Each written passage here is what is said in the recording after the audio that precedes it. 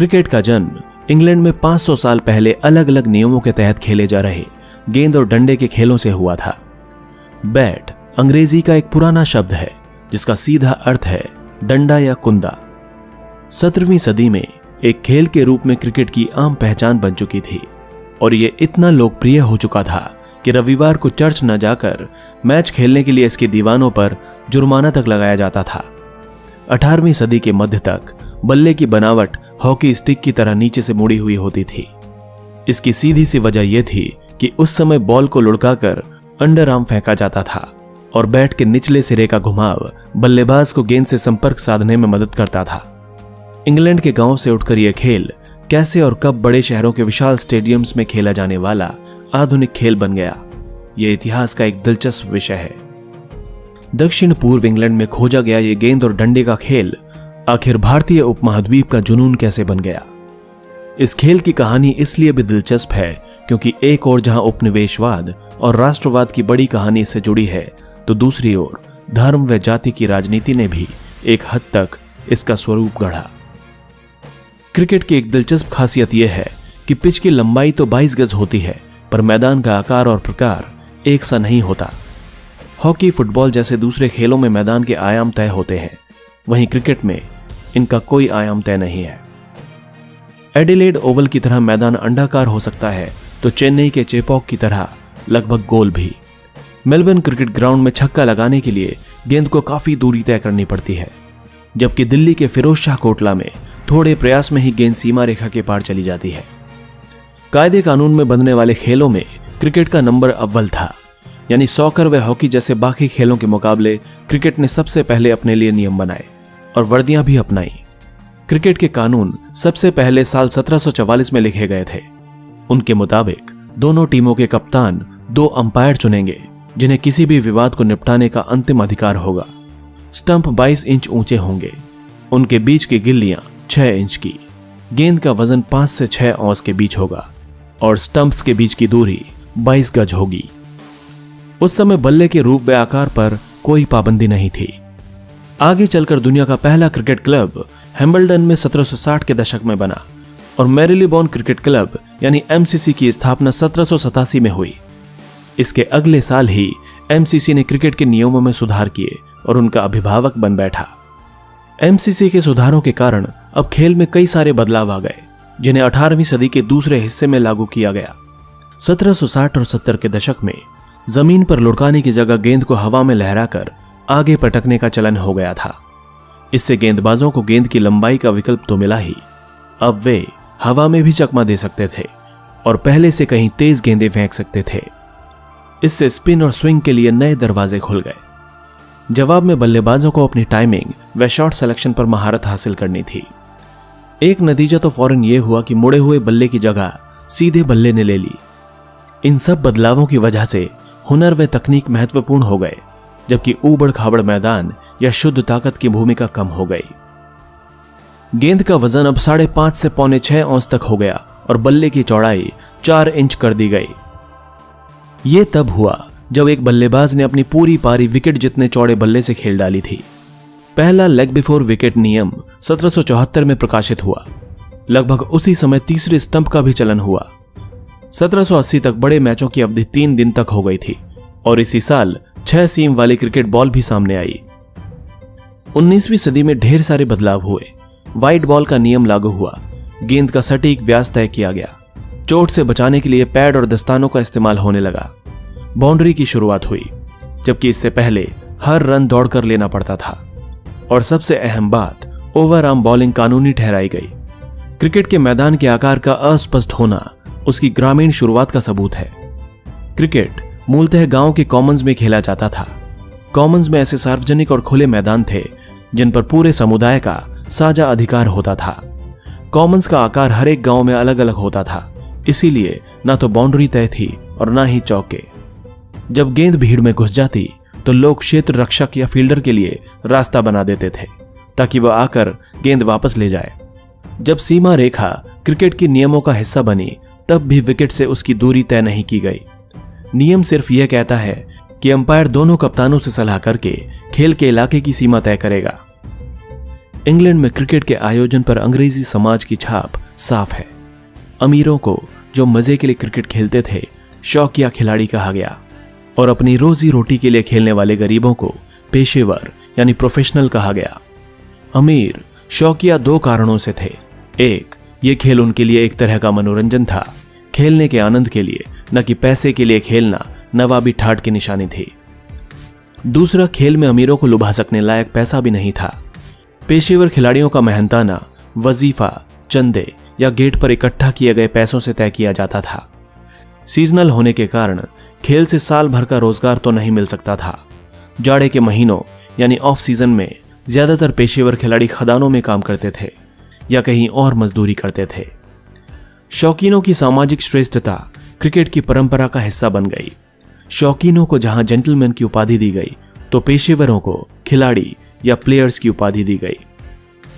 मैदान में घुसने के लिए उनके प्रवेश द्वार भी अलग अलग थे। शौकीन जहां बल्लेबाज हुआ करते थे, वहीं खेल में असली मशक्कत और ऊर्जा वाले काम जैसे तेज गेंदबाजी खिलाड़ियों के हिस्से आते थे। क्रिकेट में संदेह का लाभ यानी बेनिफिट ऑफ डाउट हमेशा बल्लेबाज को ही मिलता है। उसकी एक वजह यह भी है, क्रिकेट बल्लेबाजों का ही खेल इसलिए बना क्योंकि नियम बनाते समय बल्लेबाजी करने वाले जेंटलमैन को तरजीह दी जाती थी।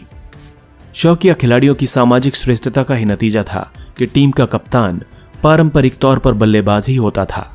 इसलिए नहीं कि बल्लेबाज कुदरती तौर पर बेहतर कप्तान होते थे, बल्कि इसलिए कि बल्लेबाज तो आमतौर पर जेंटलमैन ही होते थे।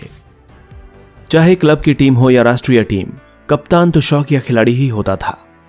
1930 के दशक में जाकर पहली बार अंग्रेजी टीम की कप्तानी किसी पेशेवर खिलाड़ी यॉर्कशायर के बल्लेबाज लेन हटन ने की। हॉकी व फुटबॉल जैसे खेल तो अंतर्राष्ट्रीय बन गए थे, पर क्रिकेट औपनिवेशिक खेल ही बना रहा, यानी ये उन्हीं देशों तक सीमित रहा जो कभी ब्रिटिश साम्राज्य के अंग थे। इसने उन्हीं देशों में जड़ें जमाई जहां अंग्रेजों ने कब्जा जमाकर शासन किया था। इन उपनिवेशों जैसे कि दक्षिण Africa, Zimbabwe, Australia, New Zealand, West Indies और कीनिया में क्रिकेट इसलिए लोकप्रिय खेल बन पाया क्योंकि गोरे बाशिंदों ने इसे अपनाया, या फिर जहां स्थानीय अभिजात वर्ग ने अपने औपनिवेशिक मालिकों की आदतों की नकल करने की कोशिश की, जैसे कि भारत में। हालांकि ब्रिटिश शाही अफसर उपनिवेशों में यह खेल लेकर जरूर आए, पर इसके प्रसार के लिए खास तौर पर वेस्ट इंडीज व हिंदुस्तान जैसे गैर गोरे उपनिवेशों में उन्होंने शायद ही कोई प्रयास किया। क्रिकेट खेलना यहां सामाजिक व नस्ली श्रेष्ठता का प्रतीक बन गया और अफ्रीकी कैरेबियाई आबादी को क्लब क्रिकेट खेलने से हमेशा हतोत्साहित किया गया। वेस्ट इंडीज में पहला गैर गोरा क्लब 19वीं सदी के अंत में बना।